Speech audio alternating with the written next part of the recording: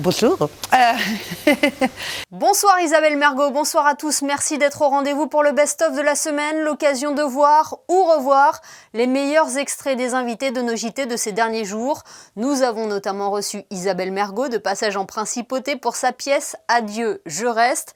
Il a également été question de vaccination et d'aide à l'international et d'humanitaire avec les actions de l'AMAD. Nous nous sommes aussi rendus à Dubaï pour l'exposition universelle, en Grèce pour la conférence européenne des présidentes et présidents de Parlement. Sans plus attendre, voici le best-of de la semaine. Il est monté par Sébastien Mésadri. C'est une organisation qui a été créée en 2000, à l'époque où la vaccination stagnait. Donc on avait une situation qui était dramatique, des millions de gens, beaucoup d'enfants qui mouraient de maladies qui étaient en fait parfaitement évitables puisqu'il existait des vaccins. Alors on avait la solution, il fallait la faire arriver sur le terrain. Il fallait aussi baisser les prix pour que les vaccins soient pas réservés aux plus aisés et qu'on puisse acheter des millions de doses. À l'époque, c'était très préoccupant. Donc, il y a des grandes personnalités comme Nelson Mandela, par exemple, qui ont dit « ça suffit, il faut qu'on fasse quelque chose ». Et c'est comme ça que Gavi est né, avec la mission de vacciner partout sur la planète, dans les pays les plus pauvres, particulièrement les enfants, pour qu'on puisse mettre fin à cette situation qui quand même faisait pas l'honneur à l'humanité, puisque quand les enfants meurent alors qu'ils peuvent être protégés, de manière très simple avec un vaccin, c'est quand même dur à avaler. Les résultats sont assez incroyables. Vous savez, on a vacciné 888 millions d'enfants depuis 20 ans. Vous imaginez, c'est presque 1 milliard de personnes. À ce jour sur la planète, chaque année, 60 millions d'enfants sont vaccinés par Gavi dans les pays les plus pauvres. On a eu beaucoup de soutien de la part de la Principauté qui a choisi, en fait, depuis 2016, de soutenir les programmes de vaccination de Gavi contre les maladies infantiles. Et dès l'année dernière, dès le début de COVAX, la Principauté s'est engagée avec nous, avec plus d'1 million d'euros pour la vaccination infantile et pour le soutien à la Covid-19. On a aussi la chance de d'avoir reçu un don de la Fondation Princesse Charlène. Ces dons ont permis l'achat des premiers vaccins, mais bien sûr, on a besoin d'accélérer ce soutien. Et cette semaine, l'association monégasque de l'Ordre de Malte a souhaité nous donner 10 000 euros, ce qui va permettre d'acheter encore plusieurs milliers de vaccins supplémentaires pour les populations dans les pays en développement et donc sauver des nouvelles vies. Cette crise de la Covid-19, elle a été terrible. Elle continue de peser lourdement sur tout le monde. Mais je crois qu'il faut garder peut-être 2 messages positifs quand même qui en émergent. La première, je crois que ça montre l'importance d'être vacciné. Et c'est une occasion quand même de se rappeler que les vaccins, ils sauvent des vies. À un moment où certains quand même avaient peut-être presque oublié le pouvoir positif des vaccins dans la santé publique. Et deuxièmement, je crois qu'avec COVAX, on voit que quand le monde traverse une période de détresse, on sait se retrouver, les gouvernements, les citoyens, les fondations, les associations, à tous les niveaux, pour travailler ensemble. Et ça doit nous rappeler que finalement, au-delà de nos différences, du nord au sud, de l'est à l'ouest, on fait face aux mêmes défis et on peut faire de grandes choses quand on se met ensemble. Rapidement, nous sommes organisés au tout début de la crise pour identifier, sourcer sur le terrain des opportunités de travail. C'est comme ça qu'on a été amené à être dans les premiers, à équiper un hôpital au Burkina Faso, les 2 hôpitaux nationaux en concentrateur d'oxygène. Nous avons aussi soutenu la Fondation Panzi, qui est un partenaire de l'AMAD en RDC, pour équiper le laboratoire de la Fondation Panzi et pour faire les premiers tests antigéniques aux populations vulnérables du site Kivu. On s'adresse à des enfants particulièrement vulnérables, donc ce volet de protection est très important. Nous avons 4 grands programmes à l'heure actuelle. L'énergie de l'espoir, l'accès à l'énergie, Capoeira pour la paix, l'accompagnement à la démobilisation d'enfants soldats et l'insertion d'enfants vulnérables, un programme sur les mineurs non accompagnés et un 4e programme, Dignité pour les femmes, qui est aussi un programme sur l'accès à l'éducation pour les jeunes filles, la prise en charge, la prévention des abus sexuels. Nous devrions aller au Liban suite aux explosions du 4 août. L'AMAD s'est mobilisée aux côtés de 2 autres associations monégasques, des Amis du Liban et de Monaco a des présences. Cette mobilisation, grâce à nos donateurs, a permis la réhabilitation d'une école qui se situait sur le port de Beyrouth. Et donc nous allons, 3 associations, nous rendre dans 10 jours à Beyrouth pour rencontrer nos partenaires, rencontrer les familles et puis pouvoir nous projeter pour les prochains mois. Nous avons une jauge qui est limitée sur le quai supérieur et sur la darse sud inférieure. Donc nous serons obligés de respecter cette jauge. Nous avons donc l'obligation du port du masque pour les plus de 5 ans l'obligation de présentation d'un pass sanitaire pour les plus de 16 ans. Et sur le champ de foire, et ça c'est extrêmement important, nous avons des espaces de restauration qui sont attenants à chaque stand alimentaire et les gens auront l'obligation de consommer sur ces espaces de restauration. Ils ne pourront pas déambuler, il faudra absolument qu'ils restent assis sur les espaces de restauration, comme je le disais, attenants au stand alimentaire. La principauté a totalisé 2000 personnes dès le premier jour. Nous sommes arrivés jusqu'à plus de 10 000 entrées dimanche dernier, alors que la France en a fait 20 000, l'Italie en a fait 18 000.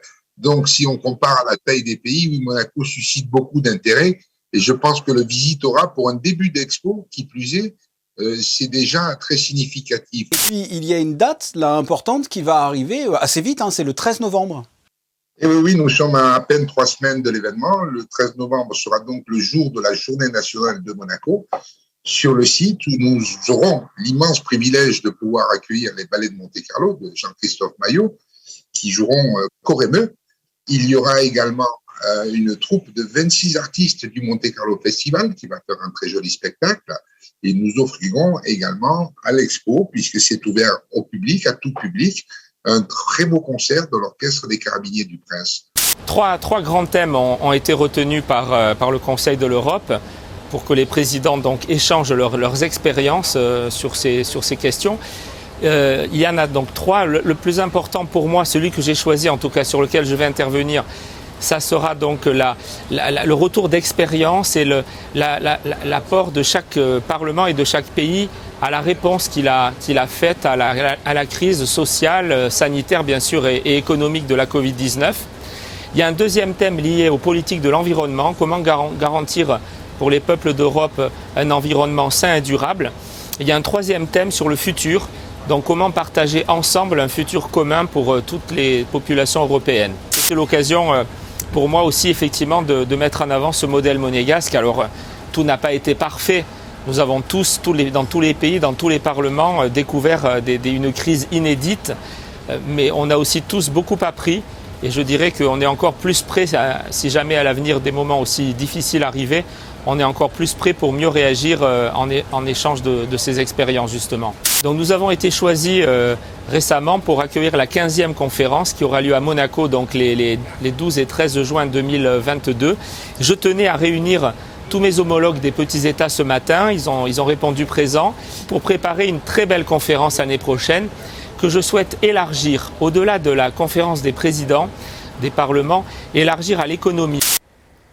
Alors une manipulation en fait consiste principalement en un acte de communication, en fait c'est principalement de la communication, c'est un acte d'influence dans lequel une personne, le manipulateur, va tenter d'obtenir un avantage en manipulant une autre personne. La différence entre la manipulation et la persuasion est que dans la persuasion on va tenter d'obtenir un avantage pour les deux parties, alors que dans la manipulation l'avantage ne concerne que le manipulateur. Et quels sont les exemples de manipulation, d'emprise psychologique que l'on peut subir au quotidien ? Il y en a beaucoup. Il peut y avoir le phénomène sectaire, bien entendu, mais également des influences qui sont beaucoup plus anodines. Prenez l'exemple de la publicité, par exemple. On sait que ça a un effet sur nous. Des fois, on est tenté d'acheter un produit auquel on n'aurait pas forcément pensé s'il n'y avait pas eu de la publicité qui nous incite à acheter. On sait qu'on est manipulé au travers de ces réseaux sociaux. Je pense par exemple aux fake news que l'on ne vérifie pas et que l'on relaie comme ça allègrement. Toute information qui est reçue sans filtre, sans esprit critique, sans vérification, forcément on met le doigt dans l'engrenage de la manipulation. Ça n'est pas une épreuve de vitesse, c'est toujours de la régularité depuis le début. Il faut savoir qu'on a commencé en 1995, premier rallye Monte-Carlo électrique, c'était en 1995. Et ce ne peut être que de la régularité. Si on devait mettre de la vitesse, il y aurait déjà beaucoup de disparités, puis il faudrait surtout mettre des moyens de secours en nombre sur les routes. Il n'y a pas de limite, on est limité que par l'appel, on va dire, l'appel énergétique quand les voitures se branchent sur les bornes de recharge. C'est malheureux, mais c'est comme ça. Mais c'est valable pour tous les pays et toutes les villes de France et du monde. Il y a beaucoup de demandes électriques et c'est ce que le grand public se demande, c'est comment va-t-on faire pour alimenter toutes ces voitures électriques dans le futur. J'ai beaucoup de bonheur à tourner au cinéma en tant que réalisatrice, pas en tant qu'actrice. J'aime pas ça. J'aime pas les caméras. Au cinéma, je suis... c'est vrai que c'est du bonheur, mais au théâtre, c'est l'extase. Voilà, je sais pas comment vous dire, je suis très heureuse. Je viens de revivre, c'est tout. Alors le théâtre, oui, mais tout, quoi. Qu'il y ait un peu de lumière, quoi, qui arrive. Parce que moi, le confinement, je me suis tapé Netflix. Et puis, je rapprochais les apéritifs. Je prenais l'apéritif de plus en plus tôt. Il était temps que ça se termine. Un retour à la normale apprécié par nos invités, et on le comprend. Avant de nous quitter, je vous propose un petit détour sur Internet pour le best-of des réseaux sociaux. Il est proposé ce soir par Alexandra Salustri.